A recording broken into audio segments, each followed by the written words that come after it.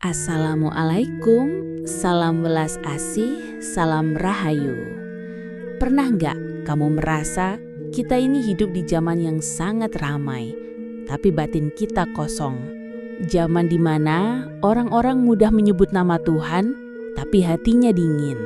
Zaman di mana kitab suci berseliweran di mana-mana, tapi rasa malu, rasa welas asih, rasa cukup justru hilang. Zaman ini agama begitu lantang bersuara, tapi rasa justru membisu. Saya tidak sedang mengajak Anda membenci agama, tidak. Saya cuma ingin mengajak kita jujur bahwa mungkin kita telah meninggalkan sesuatu yang jauh lebih tua, lebih dalam, lebih manusiawi. Ngilmu iku kalakonikan tilaku. Leluhur Jawa mengajarkan bahwa ilmu itu tidak bisa cuma dihafal. Ilmu sejati lahir dari laku, dari pengalaman batin, dari tirakat hidup, dari diam yang panjang, dari pahit yang diterima dengan legowo. Sekarang kita berlomba-lomba membuktikan siapa yang paling benar, paling suci, paling banyak dalil. Tapi semua itu hanya suara. Dan suara, kalau tak diiringi rasa, ia hanya jadi kebisingan yang mengguncangkan dunia, tapi tidak menggugah jiwa. Kita lupa bahwa ngilmu bukan untuk dipamerkan, tapi untuk menuntun. Bukan untuk menguasai, tapi untuk merendahkan diri. Rumongso iso versus iso rumongso. Leluhur membedakan antara dua jenis manusia. Yang rumongso iso merasa sudah hebat, sudah tahu segalanya, sudah hafal ayat, sudah pegang kebenaran. Dan yang iso rumongso tahu diri, tahu bahwa dirinya kecil, bahwa semakin dalam seseorang menyelami hidup, semakin ia diam, semakin ia malu, dan semakin ia enggan menyalahkan siapapun. Sekarang kita lebih banyak rumongso iso, merasa bisa dakwah, bisa nasihati orang, bisa tunjuk ini sesat, itu kafir, itu haram, itu bid'ah. Padahal semakin banyak bicara, seringnya semakin jauh dari laku. Semakin banyak tahu, semakin sedikit rasa. Ojo dume, ojo gumunan, ojo kagetan, ojo kitunan. Ini ajaran yang seharusnya jadi bekal setiap orang yang merasa dirinya tahu Tuhan, tapi nyatanya malah hilang. Orang sekarang mudah kagetan, lihat simbol lain dikit panik, lihat keyakinan orang bidah ngamuk, dengar satu istilah asing langsung menghakimi. Leluhur kita diajarkan kekokohan batin, bukan panik spiritual. Mereka bisa tenang melihat apapun karena tahu Tuhan tidak butuh dibela, tidak mudah goyah, dan tidak sempit seperti pikirannya manusia. Ono rembulan ing jero ati. Ada bulan purnama di dalam hatimu. Tapi kenapa kamu cari terang di luar? Kenapa kamu kejar ke langit, ke arah kitab, masjid, gereja, pura, ceramah? Leluhur kita percaya bahwa pencerahan bukan datang dari suara yang keras, tapi dari batin yang hening. Di dalam hatimu ada rembulan. Tapi selama kamu sibuk membenci, sibuk membuktikan bahwa orang lain salah, rembulan itu tidak akan pernah kelihatan. Yang ada cuma gelap. Gelap yang kamu ciptakan sendiri karena keras kepala. Sopo salah seleh, sopo bener ngalah. Ini bukan kelemahan, ini keagungan batin. Yang salah ngaku salah, yang bener gak perlu menang. Sekarang yang merasa bener paling keras suaranya, paling suka debat, paling cepat marah kalau gak diikuti. Leluhur kita mengajarkan kemenangan sejati adalah ketika kamu bisa diam saat kamu benar dan dianiaya. Karena di sanalah tempat jiwa naik derajatnya. Luweh beci ilang bondo, tinimbang ilang rasa. Leluhur tidak takut miskin. Yang mereka takut adalah kehilangan rasa. Rasa malu, rasa syukur, rasa cukup, rasa welas asih. Bondo atau harta bisa dicari lagi, Tapi rasa kalau sudah mati, manusia tinggal raga saja. Matanya hidup, mulutnya bicara, tapi hatinya beku. Itulah yang sekarang banyak kita lihat. Orang banyak bicara agama, tapi hatinya dingin. Orang rajin beribadah, tapi kikir. Orang teriak syariat, tapi tidak tahu adab. Coba kamu lihat wajah orang-orang zaman sekarang. Banyak yang pakai atribut keimanan, tapi tatapan matanya kosong. Ada yang rajin ngaji, tapi wajahnya penuh kemarahan. Ada yang taat berdoa, tapi lidahnya mudah mencaci. Kenapa bisa begitu? Karena kita kehilangan rasa. Kita diseret terlalu jauh oleh simbol, tapi lupa menyentuh getaran batin yang sejati. Ilmu tanpa rasa, ibarat pedang tanpa dagang, tajam tapi membahayakan. Dan saya ingat satu wejangan simbah dulu waktu saya masih kecil. Beliau bilang begini, "Nak, sing eleng iku dudu sing rame. Sing eleng iku sing meneng tapi ngerti. Ora sumbar tapi ngelakoni. Yang iling itu bukan yang paling ribut, tapi yang menunduk. Yang diam tapi batinnya nyala." Saya merenung, jangan-jangan kita ini bukan lagi sedang mencari Tuhan, tapi sedang mencari pembenaran buat diri kita sendiri. Kita kumpulkan dalil, kita hafal ayat, bukan untuk membimbing orang lain, tapi untuk merasa paling hebat. Dan kalau itu benar, berarti kita telah menukar Tuhan dengan ego. Padahal leluhur kita tidak pernah memaksakan satu jalan. Mereka ajarkan jalan tengah, bukan jalan merasa paling suci.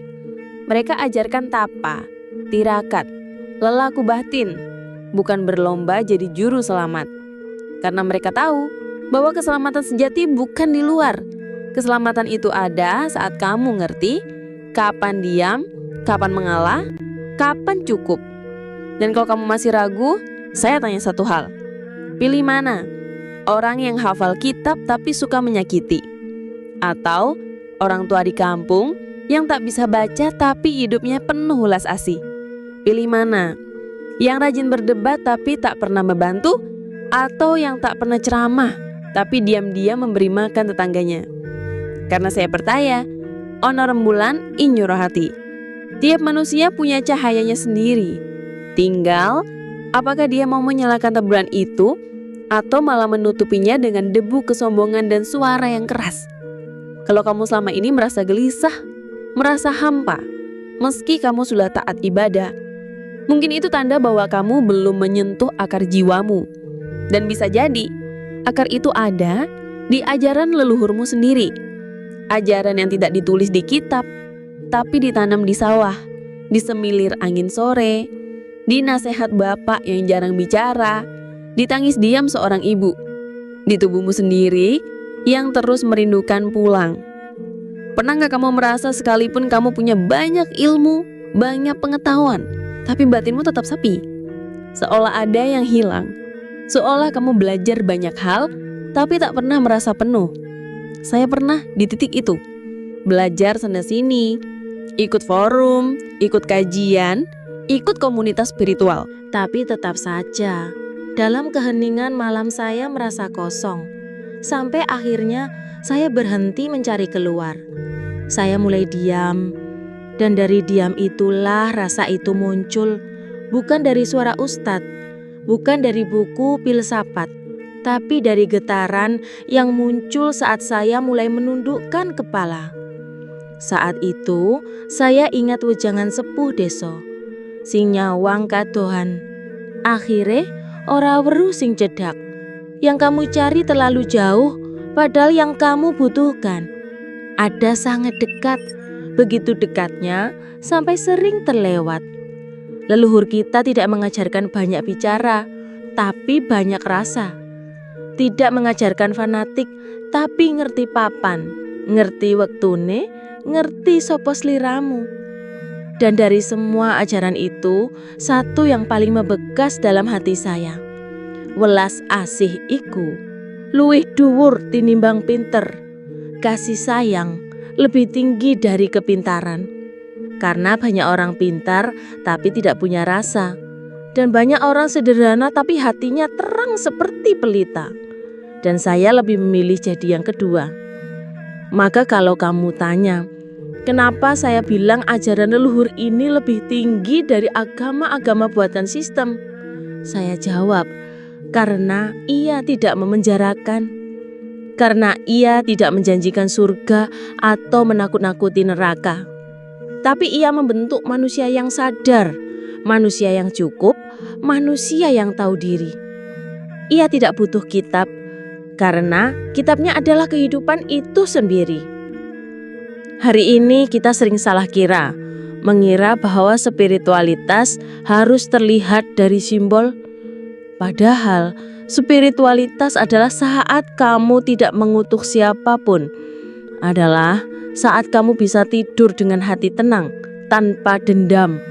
Adalah saat kamu bisa melihat orang lain berbeda, tapi tetap kamu doakan diam-diam. Itu yang dulu diajarkan di langgar kecil, di sawah, di bawah pohon oleh mbah-mbah kita. Itu yang tidak kamu temukan di konten debat, ceramah yang marah-marah, atau perang dalil antar mazhab dan mazhab. Kita boleh modern, kita boleh sekolah tinggi, kita boleh belajar dari agama manapun. Tapi jangan lupakan akar. Karena pohon yang lupa akar akan tumbang saat badai datang. Dan akar itu ada dalam darahmu, dalam tanah yang kamu injak, dalam ajaran yang mungkin sudah tidak kamu dengar lagi karena terlalu pelan untuk telinga yang terbiasa teriak. Kalau isi video ini membuatmu berhenti sejenak dan berpikir, membuatmu menunduk lalu diam, berarti kita sedang berada di frekuensi yang sama. Silahkan dukung konten seperti ini dengan klik tombol super thanks, klik like dan share video ini agar suara dari akar ini tidak hilang dan terus berkumandang. Agar kita semua bisa terus saling mengingatkan bahwa menjadi manusia lebih penting dari sekedar menjadi umat. Dan saat saya membuat video ini, saya hanya ditemani secangkir kopi hitam tanpa gula.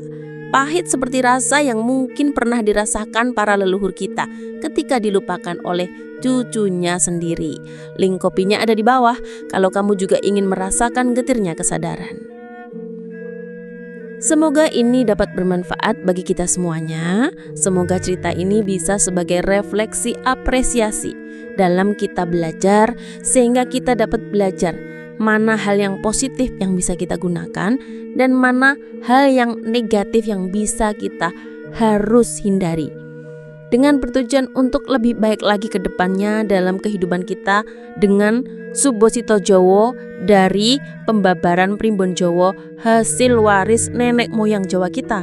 Semoga dapat bermanfaat buat kita semua dan saya doakan panjenengan semua berkelimpahan rezeki serta sehat dan panjang umur. Amin ya rabbal alamin. Salam Rahayu Bagas Kewarasan Kawilujengan buat kita semuanya. Akhir wassalam. Wabillahi taufik wal hidayah. Wassalamualaikum warahmatullahi wabarakatuh. Ngger, kowe anak putuku kabeh, ayo sinau babagan Primbon Jowo neng channel Hendri Kim Yong iki. Bener Ngger, ben uripmu kabeh bisa temoto, tentrem, ayem. Nek do pengen sinau weton Primbon Jowo langsung wae nek channel YouTube Hendri Kim Yong. Bener, aja nganti lali di subscribe, like, komen, dan share. Ya.